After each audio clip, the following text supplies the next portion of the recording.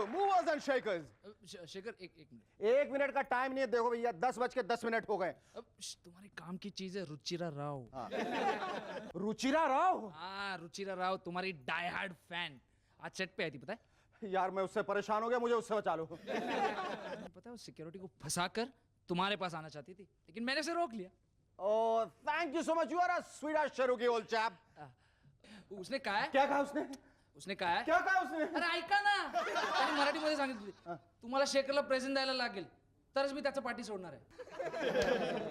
अरे वो कह रहे को मेरी वालों ने प्रेजेंट देना ताऊ ताड़ा पीछा छड़ेगी। हिंदी में समझाएगा? उसने कहा है मेरी तरफ से तुम्हें शेखर को प्रेजेंट देना होगा तब मैं उसका पीछा छोड़ूंगा। पहले नहीं बोल सकते थे। कहाँ है प्रेजेंट? मंगवाओ। चलो। अबू भाई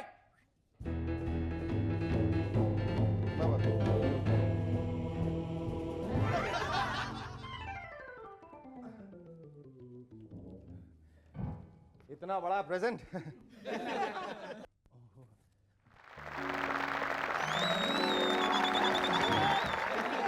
शेखर शेखर शेखर मुझे यकीन नहीं होता मेरी आंखों के सामने ड्रीम मैन खड़ा है। शेखर प्लीज स्वीटहार्ट, इस वक्त वी आर ऑन एयर। तुम नहीं जानते शेखर मैं तुम्हारी कितनी बड़ी फैन हूँ। ये देखो Shekhar Suman cap, Shekhar Suman cap, Shekhar Suman bottle, Shekhar Suman bottle, Shekhar Suman purse, Shekhar Suman purse, Shekhar Suman dress, Shekhar Suman dress, Shekhar Suman shoes, Shekhar Suman. हाँ बस मैं समझ गया। मैं तुमसे बाद में मिलूंगा। आप क्या प्लीज इसे लेके जाओ। Promise promise sweetheart, promise. तुम झूठ तो नहीं बोल अरे झूठ बोले शामक काटे। प्लीज स्वीटहार्ट इस वक्त मुझे गेस्ट अनाउंस करना प्लीज। I love you. अच्छा yes ladies and gentleman, our guest writer actor Mukesh Rishi and young singing sensation Sunidhi Chauhan. But before that, आ गई। give a large round of applause to Cherokee and the Rubber Band.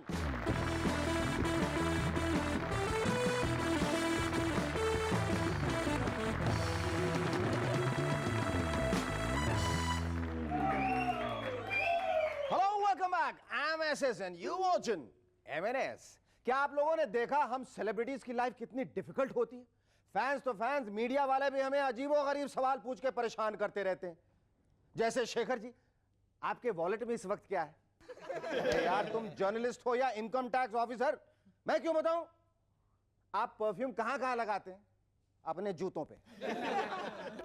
आपकी underwear कौन खरीदता है? मेरे पड़ोसी। आप सपने देखते हैं? हाँ। ब्लैक एंड व्हाइट में देखते हैं या कलर में? जब कड़की होती है तब ब्लैक एंड व्हाइट में देखता हूं, जब सोनी से चेक मिल जाता है तो कलर में। आप कैसे मरना पसंद करेंगे? अरे भाई आपके इन सब सवालों से मैं मरा जा रहा हूं। अब तो सवाल बंद करो और मुझे जीने दो। एक रीसेंट रिसर्च से पता चला है कि जितना ज्यादा आप सीखेंगे आपके ब्रेन का साइज उतना ही कम होगा। लेकिन इस बात को तो हम पहले से ही जानते थे भाई। ज्यादा चलने से अगर चप्पल घिस घिस कर कम होती है तो क्या ज्यादा ब्रेन इस्तेमाल करने से ब्रेन का साइज कम नहीं होगा? कुछ चीजें बदल लेनी चाहिए। मसलन जॉर्ज फर्नांडिस साहब को डिफेंस मिनिस्टर नहीं बल्कि सेल्फ डिफेंस मिनिस्टर कहना चाहिए, क्योंकि वो हमेशा अपनी स्टेटमेंट्स को मीडिया के सामने डिफेंड करते थे। टीवी पर टेलीकास्ट हुई हर वेदर रिपोर्ट को कॉमेडी कैप्सूल का टाइटल देना चाहिए, क्योंकि whether they predict rain, whether they predict sunshine, the weather report is always incorrect. ex-PM Narasimha Rao साहब की लिखी किताब सेक्सी है, ऐसा मेरा नहीं ब्रिटिश मीडिया का कहना है। पर राव साहब का कहना है कि ये सब आपके मन की बातें हैं, मैंने तो सिर्फ वास्तविकता दर्शाई। कमाल है, राव साहब के जीवन में इतनी सारी सेक्सी और वास्तविक बातें हुई और हमारे मीडिया वालों को पता भी नहीं चला। राव साहब भले ही हमें मत बताइए कि ऐसी बातें मीडिया से कैसे छुपाई जाती है, पर क्लिंटन साहब को तो जरूर ही बताइएगा, क्योंकि वो हमेशा ऐसी वास्तविक बातों में फंसते रहते हैं। अब एक सीरियस बात, भगवान। कहते हैं हर जगह भगवान नहीं हो सकता, इसीलिए भगवान ने मां बनाई है। और चूंकि हर जगह भगवान सबको खुश नहीं रख सकता, इसलिए भगवान ने फनी पॉलिटिशियंस बनाए। आजकल स्कूल स्टूडेंट्स पर इतना प्रेशर बढ़ रहा है कि अब हमारे स्मार्ट मार्केटियर्स भी उनकी टेंशन दूर करने की कोशिश कर रहे हैं। अब तो मार्केट में स्कूल बैग कैरी करने के लिए ट्रॉली भी बनाई गई है। वो दिन दूर नहीं जब स्कूल का सिलेबस इतना बढ़ जाएगा कि स्कूल बैग के साथ एक लॉरी फ्री मिला करेगी। अब तो बच्चों को आइडेंटिटी क्राइसिस हो गई। वो तो कहते हैं हम स्कूलिंग नहीं कूलिंग करते हैं। वो ठंडा वाला कूलिंग नहीं, कूली का काम। दूसरा है पेन्स पर ग्रिपर्स। इससे पेन अच्छी तरह से पकड़ में आता है और उंगलियों पर प्रेशर नहीं पड़ता, जिससे बच्चा होमवर्क टाइम पर कंप्लीट कर सकता है। अच्छा, अब मैं समझा कि बचपन में मैं होमवर्क टाइम पर कंप्लीट क्यों नहीं करता था यार। क्योंकि तभी ग्रिपर्स वाले पेन जो नहीं थे। वैसे ये एडवर्टाइजिंग वाले हमेशा टॉप स्टार्स या टॉप क्रिकेटर को ही साइन करते हैं, भले ही उस स्टार या क्रिकेटर का उनके प्रोडक्ट के साथ संबंध ना हो। मैं सोचता हूं अगर सचिन तेंदुलकर पेन बेच सकते हैं तो कल यह भी पॉसिबल है कि हमारे Nobel prize winner Amartya Sen ji ad में नजर आएंगे और कहेंगे मैं हूं इकोनॉमिस्ट नंबर 1, खरीदिए आप टायर नंबर 1 और बन जाइए driver number 1। And now presenting the movers and shakers mood indicators. इनसे बिना चीखे चिल्लाए आप अपनी बात औरों को समझा सकते हैं। मसलन अगर आपने रेड फ्लैग पहना है तो इसका मतलब है मेरे टैलेंट को कोई नहीं समझता। अगर मेरा गाना सुनना चाहते हो तो मुझे डिस्टर्ब करो। अगर आपने येलो फ्लैग पहना है तो इसका मतलब है मेरी स्क्रिप्ट अभी तक कंप्लीट नहीं हुई है, डिस्टर्ब किया तो मुंह नोच लूंगा। अगर ग्रीन फ्लैग पहना है तो आप कह रहे हैं मेरी पीठ में खुजली है, बिना कोई आवाज किए मेरी पीठ खुजाओ और फुट लो। अगर ब्लू फ्लैग पहना है तो मेरे पास कल के शो के लिए एक भी गेस्ट नहीं है, अगर इसका हल आपके पास है तो ही मुझे डिस्टर्ब करो। और आखिर में अगर आपने पिंक फ्लैग पहना है तो इसका मतलब है मैं सो रहा हूं और मुझे तभी डिस्टर्ब करना जब तुम मूड में हो। Our first guest on Movers and Shakers tonight is a well-known baddie of Hindi films whom you have recently seen as the immensely likable cop Salim in the film Sarfarosh. Ladies and gentlemen, please welcome Mukesh Rishi.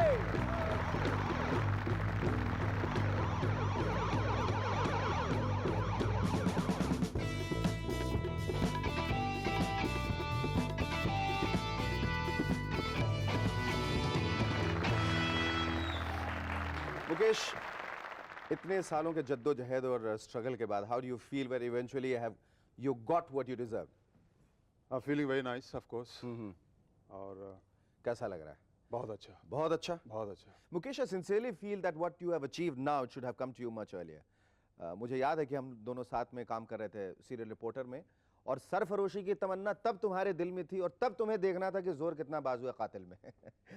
But तुम्हें कभी इस struggle के दौरान ऐसा लगा कि अब मुझसे बर्दाश्त नहीं होता, मुझे हार मान लेनी चाहिए? I think patience has paid me a lot now. पर किस किस्म की मानसिक परिस्थिति से तुम गुजर रहे थे जब जिस किस्म की सफलता चाहिए जब वो हाथ नहीं आती है, जब वो सामने नहीं आती है तो मायूसी बहुत हो जाती है। स्पेशली हमारी फिल्म इंडस्ट्री में जब एक बार आदमी पिछड़ जाता है तो फिर पिछड़ता ही चला जाता है। उसके बाद उन परेशानियों का तुमने सामना किया, उनसे जूझे, उनसे लड़े और अब इस मकाम पे आए हो। मुझे क्या हुआ कि जब गर्दिश शुरू हुई तो मुझे मेन विलन का रोल किया। उसके बाद तीसरी, चौथी, पांचवी फिल्म विलन का रोल शेयर किया अनुपम जी से, डैनी साहब के साथ में। फिर कुछ फिल्में मिली जिसमें फिर मेन विलन रहा। अच्छा। तो ये सिलसिला जो था मेन विलन और दूसरे विलन का चलता रहा। तो इस सिलसिले में सरफरोश तक मैं यहाँ तक पहुँच गया था कि now people are taking me as a main villain. अच्छा। तो वो जो एक फीलिंग होती है कि मुझे अब ये क्यों सरफरोश क्यों नहीं मिल रही है, वो ऐसा हुआ ही नहीं मेरे साथ में। एंड सडनली न्यूज़ मिली मेरे को कि आमिर ने कहा कि आप जॉन से मिलो जाके। How did Amir think of this? आते हमने एक फिल्म की थी बाजी साथ में दोनों ने, शायद उनके दिमाग में होगा मेरे बारे में। जब उन्होंने ये रोल सुना तो उसके बाद में उन्होंने मुझे कहा कि बाजी की शूटिंग ही चल रही थी। अच्छा। तो उन्होंने मुझे कहा कि तुम जॉन से मिलो जाके। That's how I went and met John. But did you have to go through an audition all over again? Yes. हाँ? Yes. आपने कभी उनसे पूछने की कोशिश की कि मुझे आपने इस पॉजिटिव छवि में, ये जो सकारात्मक छवि जो है पॉजिटिव रोल में कैसे कंसीव कैसे एक्चुअली किया? क्या हुआ शेखर साहब, जॉन साहब ने मुझे घर पे बुलाया डिनर पे, और जॉन साहब इतने सीधे आदमी हैं और मुझे लगा कि सीधे आदमी को सीधा आदमी मिला है। और उन्होंने बड़ी ईमानदारी से मुझसे कहा कि आपको स्क्रीन टेस्ट देना पड़ेगा। अच्छा। लेकिन उससे पहले वो बहुत कुछ रोल के बारे में बता चुके थे। और रोल इतना अच्छा लगा था मेरे को, मुझे लगा कि अगर मैं स्क्रीन टेस्ट फेल भी हो गया तो मैं कुछ लूज करने वाला नहीं हूँ, क्योंकि अभी मैंने इतना कुछ किया ही नहीं है। और अगर पास हो गया तो एक बहुत बड़ा रोल मेरे हाथ में आएगा। तो I said yes, I am ready for this. बचाइए अपने मुल्क को, अपने घर को। अब मेरी क्या जरूरत है? जरूरत है सलीम। इस घर को बचाने के लिए मुझे एक नहीं 10 सलीम की जरूरत है। 10 नहीं साहब, 10,000 मिलेंगे अगर आप भरोसा करेंगे तो। सलीम, मेरी बात सुनिए सर, फिर कभी किसी सलीम से मत कहना ये मुल्क उसका घर नहीं।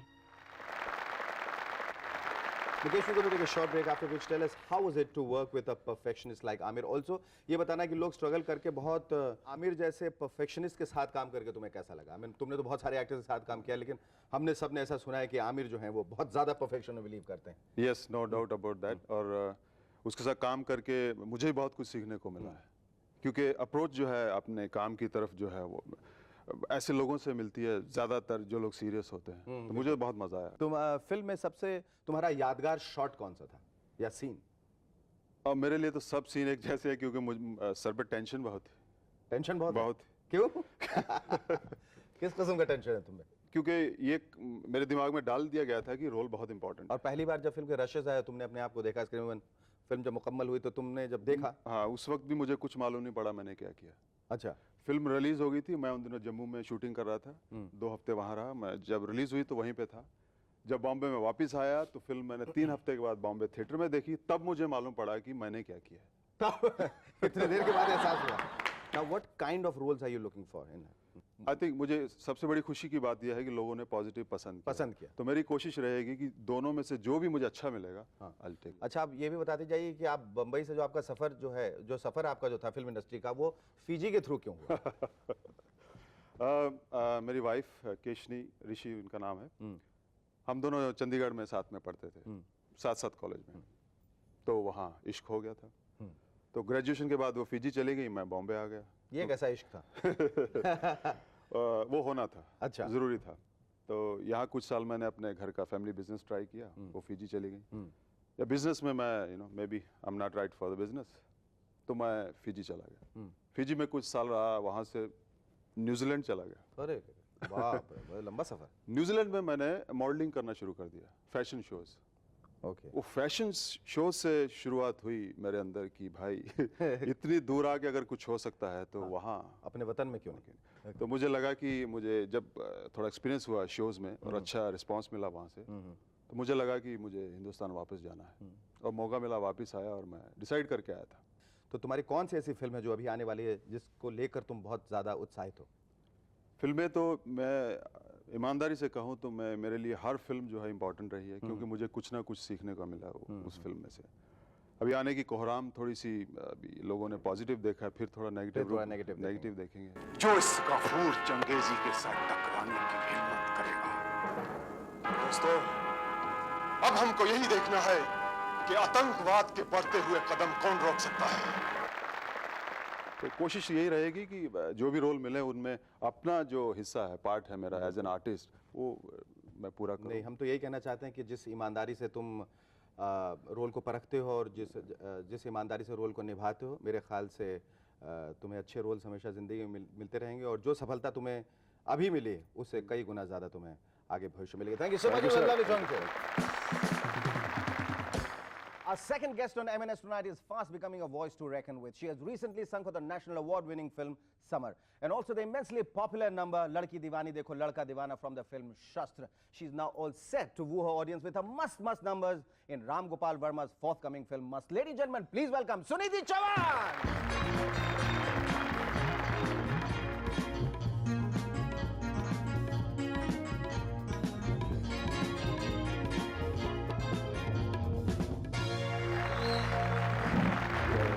सुनिधि, ये बताओ, इतनी छोटी उम्र में जो तुम्हें कामयाबी मिली है, वो अच्छी बात है या बुरी बात है? अच्छी भी बात है और कुछ लोगों के लिए बुरी भी बात है। क्यों, समझाओ मुझे। क्योंकि अच्छी बात किस तरह से? आई थिंक कि कुछ लोग होते हैं जो तारीफ सुन के शायद उनका दिमाग खराब हो जाता है। सही बात है। तो बस संभल के रहना चाहिए और अपनी मेहनत करनी चाहिए, बाकी तो भगवान के ऊपर है।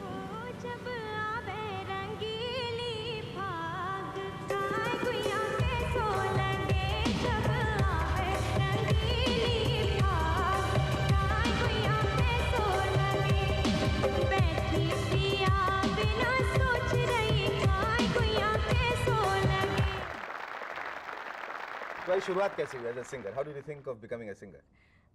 मैं बहुत छोटी थी तो बस रेडियो के साथ लता जी के गाने गाती थी और वो शौक था, फिर वो प्रोफेशन हो गया आगे जाके। और तुम्हारा पहला गाना कौन सा था? पहला गाना फिल्म में शस्त्र फिल्म शस्त्र थी, में, उसमें मैंने गाया था वो भी। और ये मेरे लिए बहुत खुशनसीबी की बात है कि मैंने हीरोइन के लिए, वो भी जब मैं 10 साल की थी तब मैंने वो गाना गाया। वाह, जब तुम 10 साल की थी जो तुमने गाना सुनाया था। इतने सारे म्यूजिक डायरेक्टर के साथ तुमने काम किया, लेकिन अब जो तुम्हारा गाना आ रहा है जो टेलीविजन पे, जिसके मेरे ख्याल से शुरुआत होने वाली है, हो चुकी है, फिल्म मस्त, राम गोपाल वर्मा की। आफ्टर कौन you have work with Sandeep Chowta. How does it feel? पहले तो संदीप जी के बारे में जो मैं कहूँ, मैंने बहुत सारे म्यूजिक डायरेक्टर के साथ काम किया, लेकिन संदीप जी के साथ मुझे बहुत ही ज़्यादा मज़ा आया, क्योंकि मेरे विचार और उनके विचार काफ़ी मिलते हैं। जैसे मैं बहुत जिस टाइप का म्यूज़िक मैं सुनना पसंद करती थी, और कभी मेरी जो ख्वाहिश थी कि मैं इस तरह के गाने गाऊं, वो 3 गाने में मुझे वो पूरा मिल गया। एक बहुत बड़ी ख्वाहिश है, बहुत बड़ी। हाँ, बहुत बड़ी ख्वाहिश बताइए। कि मैं माइकल जैक्सन के साथ परफॉर्म करूं और मराय कैरी के साथ। मराय कैरी के साथ और माइकल जैक्सन के साथ हम सब यही दुआ करते हैं, हमारी यही मनोकामना है कि आपकी ये बड़ी सी ख्वाहिश एक दिन जरूर पूरी हो। Thank you so much Sunidhi, lovely joining you. Thank you. आज का यह खत भेजा है सिलीगुड़ी से संजय रॉय ने। लिखते हैं, देश में इन दिनों आर्मी ज्वाइन करने का क्रेज एक बार फिर से जोर पकड़ने लगा है। यहां तक कि जब कल्लू राम भी फौज में जाने की तैयारी में दिखा तो मैंने कहा, कल्लू राम तुम्हारे बालों में धीरे धीरे सफेदी झांकने लगी है, और एक तुम हो जो अब मिलिट्री में भर्ती होना चाहते हो। इसमें कल्लू राम का जवाब था, बाल सफेद हो रहे हैं इसीलिए तो आर्मी में जाना चाहता हूं, क्योंकि यही एक ऐसी लाइन है जिसे ज्वाइन करते ही आदमी जवान कहलाता है।